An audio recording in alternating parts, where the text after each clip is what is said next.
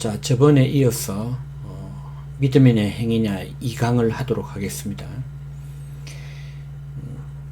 저번에 제가 강조했던 것은 회개 믿음, 회개를 이제 행위와 같은 개념 맥락으로 보고 이 행위와 믿음을 이제 별개의 것으로 분리해서 말하게 되면은 결국은 행위 구원론에 빠지게 된다는 이제 그런 이야기를 제가 하려고 하는 겁니다. 그 맥락은 그런 거예요. 무슨 이야기냐면은 이제 그 믿음으로 구원받는다는 기독교의 대원리는 이제 믿음을 오직 믿음만 강조하는 거거든요. 강조점이 믿음에 있는 거죠. 있는데 이 행위와 믿음을 분리해서 별개의 것으로 따로 이렇게 다른 것처럼 취급하게 되면 행위도 강조하게 되는 거니까, 그래서 믿음에다가 행위라는 요소가 덧붙여지는 거죠. 그러니까 기독교 우리 구원론의 대전제는 오직 믿음으로, 오직 예수님을 믿는 믿음으로 구원받는다. 이제 그게 대전제인데, 이렇게 분리하게 되면은 결국에는 행위가 덧붙여지게 되니까 이거는 결국 행위 구원론이에요. 그런데 많은 분들이 착각하는 게 사실 그 교회 다니는 분들 중에 물론 이런 이제 뭐 행위 구원이냐 믿음 구원이냐 이런 논란이 일어나긴 하지만 예수님을 믿는 믿음으로 구원받는 그 자체를 우리 그 자체를 부정하는 사람은 없잖아요. 그건 인정하지만 이제 행위를 어떻게 다루고 어떻게 받아들이느냐 여기에서 그 많은 이견이 일어나고 또 문제가 생기는데, 그래서 우리가 절대 양보할 수 없는 것이 하나 있어요. 그거는 뭐냐면 구원을 얻기 위해서는 오직 믿음으로 충분하다 이렇게 해야 돼요. 그러니까 그 믿음을 강조하고 믿음에 초점을 맞춰야지 다른 것에 다른 것 요소가 거기 덧붙이면 안 된다는 겁니다.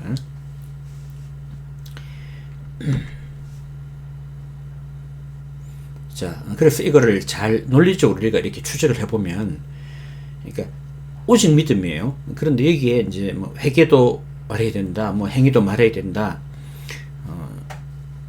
이런 이제 말하는 분들이 믿음에다가 또 다른 무엇을 붙이는 거예요.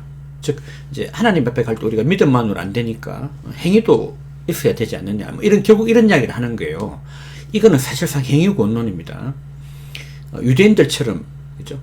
오직 뭐 율법을 지키는 그 행위만으로 구원받는다, 그게 핵심이다, 이런 건 아니죠. 당연히 기독교인들이기 때문에 그런 건 아니겠지만, 그러나 그 믿음을 철저하게 강조하는 것이 아니라 거기에 또 다른 무엇을 붙이는, 결국 그렇게 되는 거예요. 자, 이제 연속되는 강의를 통해서 이렇게 믿음과 행위를 관계를 잘못 이해하면은 결국에는 행위 구원론이 된다는 것을 제가 이렇게 논리적으로 아주 또 성경 말씀을 통해서 차근차근 풀어갈 테니까 오늘 이 강의를 통해서 뭐 그런 의문이 다 풀린다고는 생각을 안 합니다. 저도 안 하는데 차근차근 한번 따라와 보시길 바랍니다. 자, 그런데 오직 믿음을 이렇게 주장하는 한국 교회의 구원론에 대해서 이의를 제기하고 또 비판하는 분들이 의외로 많더라고요.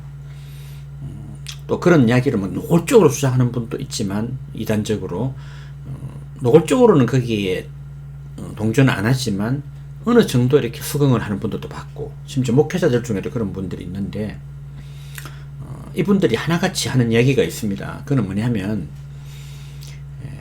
오직 믿음만 주장해가지고는 어떤 문제가 일어난다는 거죠. 그건 뭐냐면은, 자, 오직 믿음, 자꾸 믿음으로 구원받는다, 이거를 자꾸 강조하게 되면 어떤 일이 일어나느냐, 값싼 구원이라는 거. 여기서 값싼 구원이라는 건 이런 의미입니다. 그러니까 뭔가 이 하나님을 믿고 또 우리가 죄인된 우리가 죄를 용서받고 천국에 가는 거는 이거 좀 상당히 심각한 일이잖아요.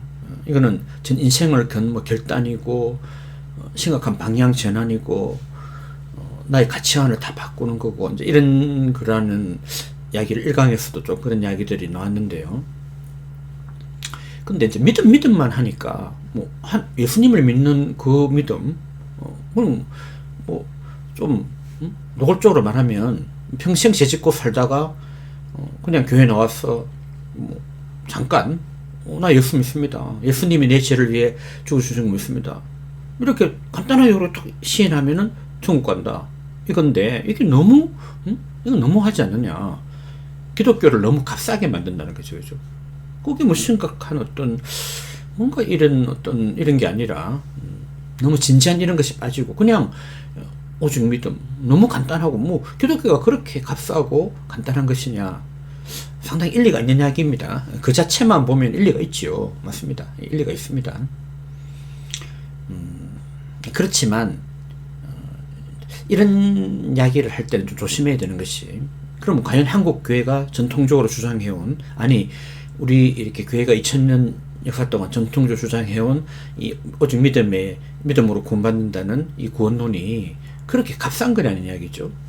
심지어 어떤 분들은 현재 한국 교회에서 주장하고 있는 이 구원론은 뭐 구원파의 구원론에 가깝다, 뭐 이렇게 이야기하는 분들이 또 있거든요. 과연 그런 것이냐는 이야기예요. 과연 그런 것이냐. 그래서 이제 이분들이 이제 자신들의 논리를 뒷받침하기 위해서 주로 어떤 책을 인용하는가 하면 신약 성경 중에 야고보서를 인용합니다. 자, 야고보서를 인용하면서 뭐라고 하는가 하면요, 이분들이 야고보서는 그 믿음만이 아니라 행함도 강조한다. 성경 야고보서가 믿음만이 아니라 행함도 중요하다고 강조하고 있는데 왜 자꾸 믿음 하느냐, 오직 믿음에도만 초점을 맞추느냐, 이런 이야기죠. 그런 이야기를 합니다. 어떻더라면 맞는 이야기 같은데요. 그러나 이것은 사실 야고보서를 피상적으로 본 거죠. 야고보서를 너무 가볍게, 그 껍데기만 본 겁니다. 우선적으로 야고보서 읽어보면은 꼭 그런 느낌이 들긴 해요. 근데 이거는 야고보서를 깊이 살피지 못한 겁니다. 그래서 일부만 맞다고 저는 말하고 싶어요. 일부만 맞다. 일부만 그럴듯하다. 그러나 분명히 제가 말씀드릴 수 있는 것은 야고보서가 행함의 중요성을 분명히 언급합니다. 행함이 중요하지 않다는 거 아니에요.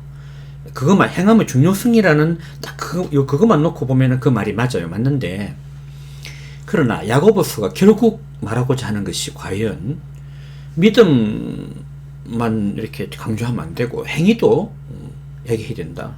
구원 얻는 데 있어서 행위도 중요하다. 과연 이런 이야기를 하는 거냐는 거예요. 그거는 결코 아니라는 것을 제가 분명히 말씀드립니다. 그래서 야고보서는 오직 믿음만으로는 안 되니까 행함도 있어야 되지 않느냐, 이런 이야기를 하는 것이 아니라는 거예요. 근데 그 어떤 문장만 저만 쭉 보고 그렇게 피상적으로 이해하면 큰일 납니다.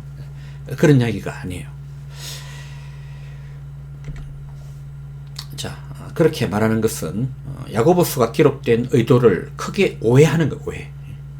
제대로 모르니까 물론 그런 이야기 하는 거겠지만, 심지어 현재 목회자들 분들 중에도 이제 그런 식으로 좀 피상적으로 이해하는 분들이 있더라고요. 저도 이제 신학교 초년생 시절에는 그런 식으로 잘 몰랐죠. 오해도 하고 그렇게 했는데, 나중에 이제 야고보서를 제대로 알게 되면서, 와, 이거는 뭐, 내가 너무 크게 이거 잘못 생각한 거구나, 이렇게 깨닫게 되고, 또, 어떤 분들은, 몰라서 그런 것도 있지만, 야고보서를 좀 눈치를 채고, 뭐, 야고보서 이 내용을 알면서도 의도적으로 왜곡하는 듯한 이런 것도 제가 느낀 게 있습니다.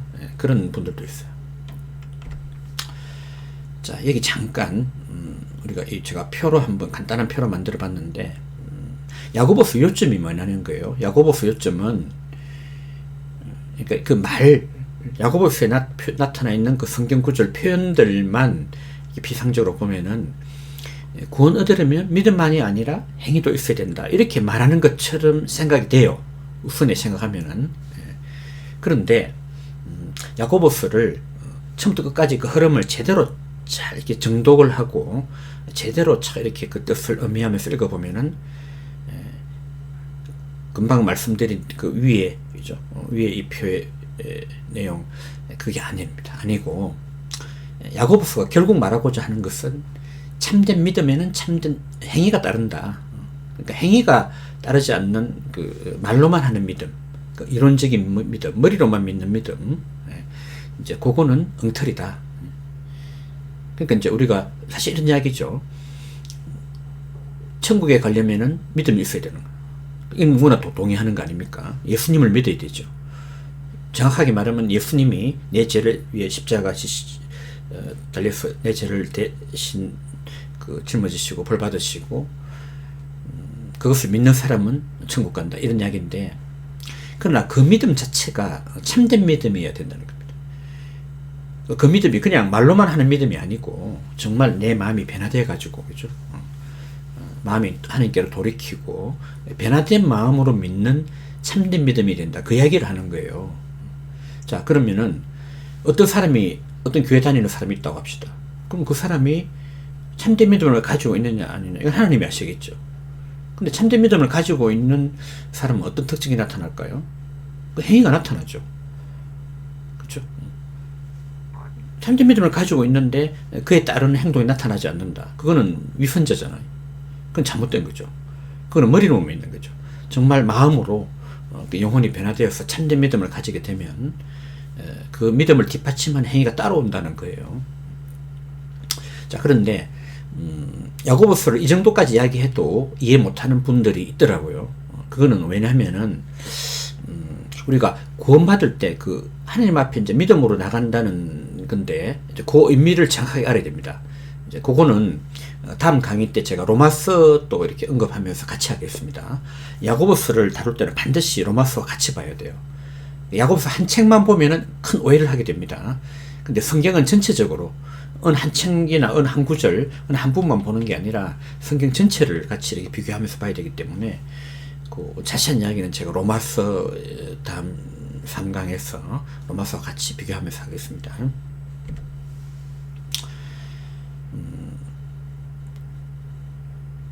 자, 그래서 결국 로마서, 야고보서 하고자 하는 근본 의도는 이거예요. 요점은 구원은 오직 믿음으로 얻는다, 이걸 부정하거나 그걸 비트는 것이 아니고요. 그건 맞지만 그 믿음이 어떤 믿음이어야 한다는 거죠. 참된 믿음이어야 한다.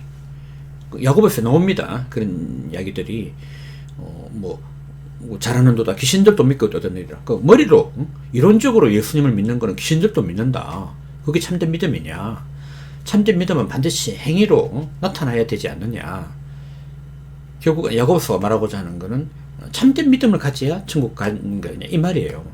즉 믿음만으로 안 되니까 행위를 덧붙여야 된다. 행위도 우리 중요시하자.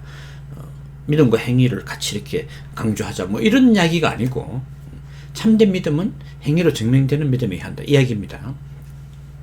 근데 여기까지 이야기해도 사실 우리 기독교 구원론의 깊은 곳을 확 건드린 건 아니에요. 그 깊은 이야기를 좀 해야 이게 더 와닿을 겁니다. 자, 오늘 이 강은 여기까지 하고요. 금방 말씀드린 대로 상강에 이어서 좀 더 깊은 이야기를 제가 야고보서 로마서를 비교하면서 하도록 하겠습니다. 자, 오늘 강의가 마음에 드셨다면 구독, 좋아요 이렇게 눌러주시고 꾸준히 이렇게 다음 강의 기대하면서 기다려주시기 바랍니다. 감사합니다.